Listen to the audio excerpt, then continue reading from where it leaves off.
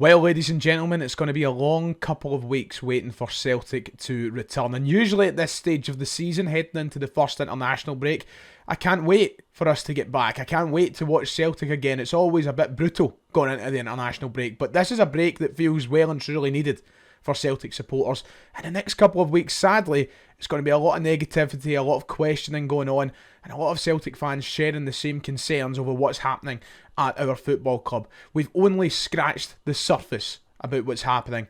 We've got a lot to go through. That continues today, so bear with me. We're going to talk about that.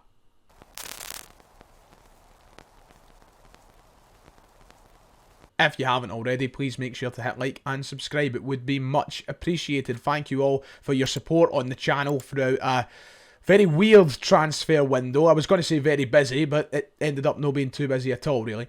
And thank you for your patience while I've been away this past weekend across Dublin and Paris. We're back now. Things should be back to the way they normally are. Daily content. We've got a lot to catch up about and talk about, and that begins today. And I do apologise for the amount of negativity there is right now amongst Celtic supporters and on this channel and basically every podcast you might tune into, but sadly, it can't be helped. And if that's not for you, well, you've been warned, you can turn the video off. Celtic fans are at boiling point, and boiling point might be putting it mildly. In fact, I would say we were at boiling point a couple of weeks ago when we drew our first leg game in the Champions League qualifiers against Kairat Almaty. Since then, you wouldn't believe the amount that's gone wrong at Celtic. We had the second leg where we failed to beat the side from Kazakhstan, knocking us into the Europa League. We had a shambolic couple of weeks in the transfer window since then, and we had a derby game which pretty much summed up everything that's wrong on the park at Celtic right now as well. Things aren't good, and I know that there's people that's quick to point out that we're undefeated in the league, we haven't even conceded a league goal yet, that maybe there's an over-exaggeration from some supporters.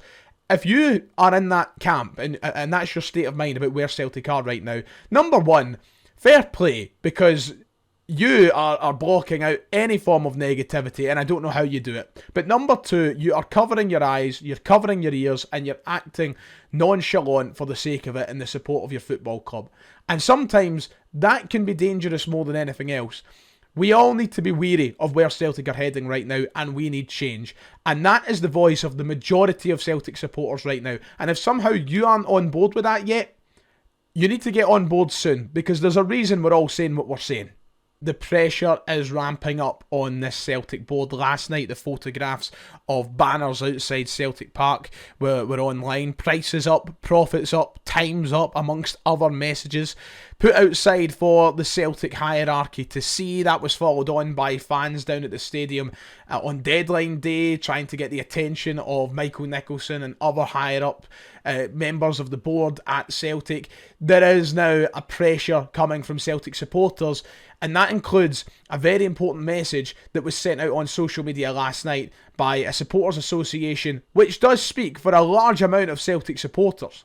The affiliation of registered Celtic supporters clubs released this statement last night, which was a damning indictment of everything that's going wrong right now and has got the backing of many Celtic fans. I will read the statement verbatim, so bear with me. They went on to say that the affiliation of Celtic supporters clubs wishes to express growing concern over the club's current trajectory and the apparent lack of ambition, particularly the failure to strengthen the squad ahead of this season's crucial Champions League qualifiers, despite robust financial results. This concern has been echoed not only by our supporters, but backed by our manager Brendan Rodgers and club captain Callum McGregor.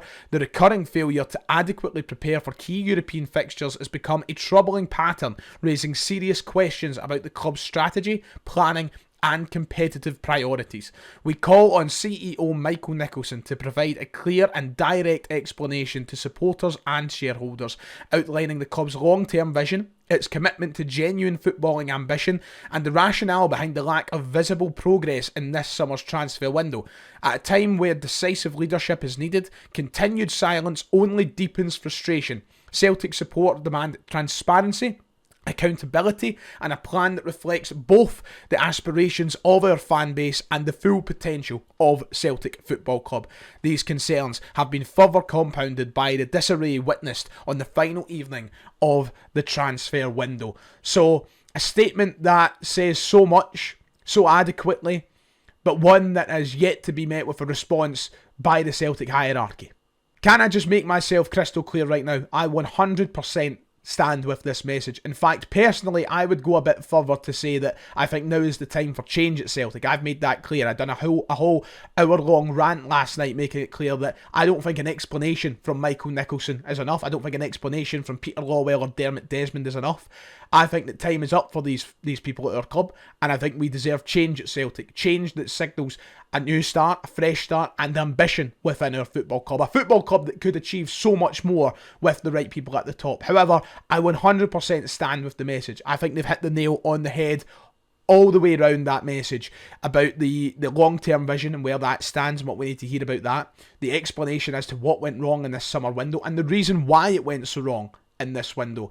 And what next after the failure to qualify for the Champions League. I stand with every single part of that message, and I think now more than ever is a time for all Celtic supporters to stand together against the people that are holding our club back. Whether that's just a normal match day going fan, whether that's a fan that watches at home, whether that's a fan overseas, whether that's a supporters club, any other sort of fan group or association, whether that's podcasters, fan media members, bloggers, or anybody else that truly cares about Celtic Football Club, I believe now is the time for us to stand together. Now, I don't know if there's any plans in the offing for an occasion where Celtic fans can air their grievances together as a community, as a one, as a collective. But whenever those plans emerge, whether that's in the stadium, outside the stadium, I think that everybody that truly cares should make an effort. And I'm assuming that we'll hear more from the likes of the North Curve, from the likes of these registered supporters associations sometime soon. But I think we need to make it clear that enough is enough at Celtic and we want change. You know, the worst part about it is these guys at the top just don't care. Michael Nicholson hasn't said a word. Peter Lawwell hasn't said a word. Dermot Desmond, what's he been up to? Oh, he's been playing golf with Rory McIlroy. He's loving life. You know, he was spotted on a golf course over in America, I believe, just, you know, having a fantastic pro-am with the one of the greatest golfers of this generation. He doesn't care. He doesn't care because he doesn't go to the AGMs. He barely goes to any games. As long as he's on a golf course with somebody famous, whether that's Rory McIlroy or fucking DJ Khaled, that's his priorities. It isn't Celtic Football Club. So don't continue to back these guys. They don't care about you. They don't care about me. They don't care about this club. They care about their own pockets. And it doesn't matter how many times Brendan Rodgers or anybody else associated with the club, whether that's a player, manager, or any other member of staff says they bleed for it. I want evidence of that, and I want them to tell us that with their own mouths, rather than hearing it secondhand from somebody else. I think one of the more embarrassing things I've seen over the past half an hour since I started recording this video was this. This was from Rangers. And fair play to them. It's not embarrassing on their part, just need to make myself clear there.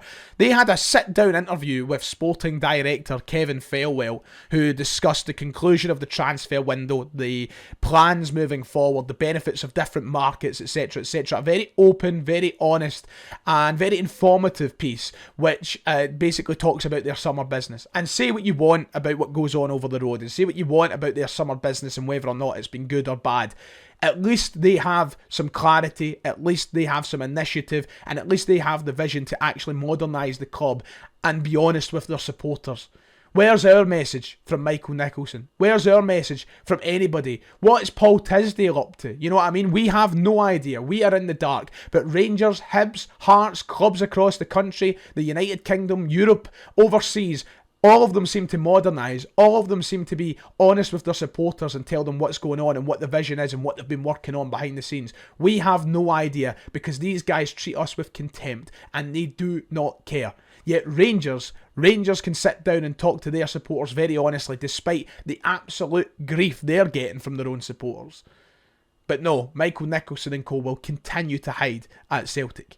Interestingly, this headline dropped last night in a Daily Record that Michael Nicholson and the Celtic board will break their silence in a rare public address after the transfer shambles. That article went on to say that Celtic fans and shareholders will get a rare public address from the Under Fire board later this month with further details in the article saying that there will be a break of cover in the coming weeks when the PLC releases its annual results for the year ended June 2025. But these headlines are misleading. This isn't the public address that you think it is. This isn't going to be a very open and honest conversation with members of the Celtic hierarchy. This is going to be the usual, the annual, or the quarterly, I should say, gloating of the fiscal results, gloating of how much is in the bank account, and there will be a brief statement or a brief sentence detailing, we wish we could have done more. That's what it will be. We do regret that we didn't get more done or enough done sooner. We'll get something like that and that's it, and we'll have to wait to the AGM to see if we get any honest answers. And that is why Celtic supporters need to put the pressure on this lot, and they need to make it clear that they will not get away with it, because otherwise they will get away with it, and they'll be vindicated when we go on to win more trophies, and they'll get away with it going into next year, and then we'll repeat the same cycle, God knows when and how many times. But don't let them away with it. This PLC results business that we'll get at the end of the month isn't enough. We don't want that. We want answers, we want communication, and that isn't enough. But I suppose this is only the start. This is only me scratching the surface. I think as a collective, this is only us scratching the surface. It's not the first time very honest conversations have had to be had about the Celtic board and hierarchy. They've got away with it these last couple of years with the success that's been delivered by Ange Postecoglou and Brendan Rodgers. But now is the time to ask those serious questions again. And I think a lot of that will be happening on this channel over the next few weeks. And if there wasn't enough negativity at Celtic, well, last night we officially confirmed the signing of Kelechi Iheanacho. Now, let me make one thing clear. My negativity isn't directed towards Kelechi himself. We will get on to that. But this is the culmination of everything that has went wrong at Celtic during the transfer window. The fact that we have had to go for a out-of-contract, unwanted striker who hasn't been informed for a number of years, who has been questioned about his fitness, his motivation, and now coming in with an over-reliance to deliver goals. Yeah, it's a culmination of everything that's gone wrong. We know there was talks of us spending millions on a striker this summer, and instead we now go for a free agent signing of a has-been that hasn't delivered in a while. But let me make it clear, I will support him. He's somebody that will have my best wishes on the pitch as a Celtic player, as I give to everyone who signs for the club. And hopefully he can be a shining light in what is a very dark time when it comes to recruitment at Celtic. But you're right to have doubts about that. It's very simple. Celtic have announced the signing of Kelechi Iheanacho on a 1-year deal, subject to international clearance, with the club having an option of a further year. So a 1-year contract that can have a 1-year triggered extension depending on how he does. We'll get on to that at this time next year. But he has joined the side after his termination of a contract at Sevilla. Essentially what happened is that Celtic phoned Sevilla up late on deadline day and said, right, we want Kelechi Iheanacho. They said, we don't bloody want him anyway. We'll release him for you and you can sign him tomorrow. That's what's happened. We've got him in time for the registration of the Europa League squads, and he is now a Celtic player, formerly managed by Brendan Rodgers, of course, at Leicester City. He spent time with Manchester City, Leicester, Middlesbrough most recently, and sadly there is a bleak reminder that this is a player that already knocked back Celtic in the past to play for Middlesbrough instead of us. That was as recent as January this year. But we'll let bygones be bygones for now. It's a time of desperate need at Celtic, and we need any striker who's got any sliver of a chance of scoring goals. The only thing is, he's not scored an awful lot of them recently. Brendan Rodgers, with a very beige comment here, saying that he knows him well and what he can bring to the team is a talented player with great ability, athleticism and work rate. I think a lot of people have read into this as if Brendan Rodgers is happy clapping the signing. He's been pushed into this as well. A lot of people moaning that he's been so sort of happy in this section of the statement. You've got to be real for a second, guys. And I know a lot of people are taking out frustration on Brendan Rodgers at the minute, and this isn't me just trying to back him up, but he's hardly going to come in at the end of this statement and go, you know what, we had to sign him, he's not that good, didn't really want him, and we'll see what he can do. Be realistic for a minute. You know, he's not going to sit and say negative things in this situation. So yeah, Kelechi's here. We can only get behind him now and hope that he delivers the goals that we need. I think one of the more frustrating things about Kelechi Iheanacho is that this is a player that should be in his prime. This is somebody that if he can find himself again, could end up being a good player for Celtic. You look at the likes of Aaron Moy and the situation we got him in, there wasn't a lot of excitement, there was a lot of pessimism about what he could do at that stage of his career. He came in and made himself kind of cult hero status at Celtic. There's no reason that Kelechi Iheanacho can't do that if he doesn't apply himself. And I'm not trying to change the record or flip negatives into a positive here. I'm just being honest, because this is a guy that's, you know, only 29 in October. He's in the prime years of his career. The problem is, it does feel like a player who's pretty much chucked it while he's ahead and accepted that he'll never realise the real potential of what he maybe once had. When he was at Manchester City, he was spoke about as one of the most exciting young players in England, and he was going to go into big, big things. He never really achieved that. And I mean, his goal record as of late, you know, it shows that. He hasn't scored double digits since 2020-21. You know, that's a long time since he scored double digits. You know, that's 5 years. And that's where the reservations of Celtic supporters come in. And in fact, if you just look through his record in general, 91 goals in 331 games. It's not a glistening goal record, and he only scored 1 for Middlesbrough in 15 championship games last year. So I think Celtic fans have the right to be a bit pessimistic about this one. I think we all will get behind him, as we do all players, but he needs to apply himself, he needs to get himself in shape, he needs to give it all for Celtic. And if he does that, never write off the player that you might have in him, but we need the evidence quickly. So you would assume that Kelechi Iheanacho walks straight into that registered side for the Europa League this season, but the big question outside of that is, who will join him? So this is the Celtic squad in full. We have ended up with a 30-man squad made up of players who have been used in first-team football so far this season, and of players that we have signed this summer that have the intention of becoming first-team players. 30 players leaves us 5 over the mark. You're only allowed to register 25 players for the Europa League, and 8 of them have to be locally trained. Luckily for us, we do have those 8 locally trained players. Ross Doohan, Tony Ralston, Colby Donovan, Dane Murray, Kieran Tierney, Luke McCowan, Cal McGregor and James Forrest.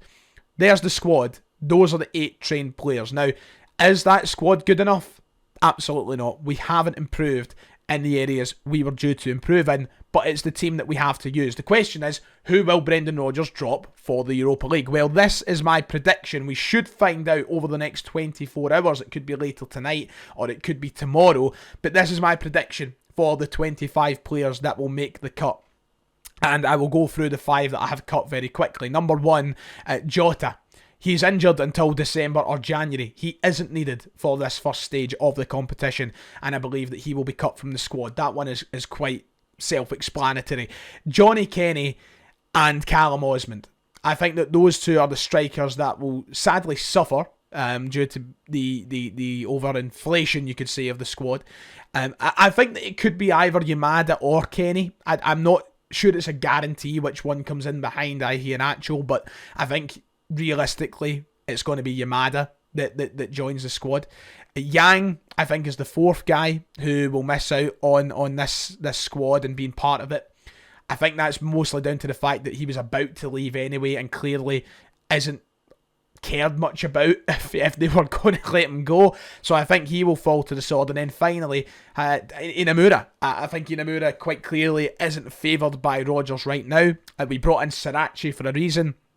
And I think that's who'll miss out. I think a lot of people will say, how is JSP in there if he hasn't even played a game yet? If we have loaned in a young player from Manchester City and we don't register him for European competition, we will alienate Man City from doing business with us ever again in any capacity. And Celtic can't afford to do that, and I don't think that Celtic want to do that. JSP, if he even plays, will still be a part of the Celtic squad for the Europa League, I believe. You'd be better off recalling him back to Man City if he isn't. What was the point in sending him up here if he's not getting to play in those sorts of games? So, yeah, I think that's the 5 that we'll miss out, but we'll find out for certain over the next 24 hours. Right, that does it for today. Yeah, a lot more moaning. Surprise, surprise. I will try and keep it minimal, but I think that's going to be tough. And if you're going to moan about it, then tough titty. I'm not going to hide my emotions. So, simple as that. If you've enjoyed, please make sure to hit like and subscribe, and I'll see you all next time.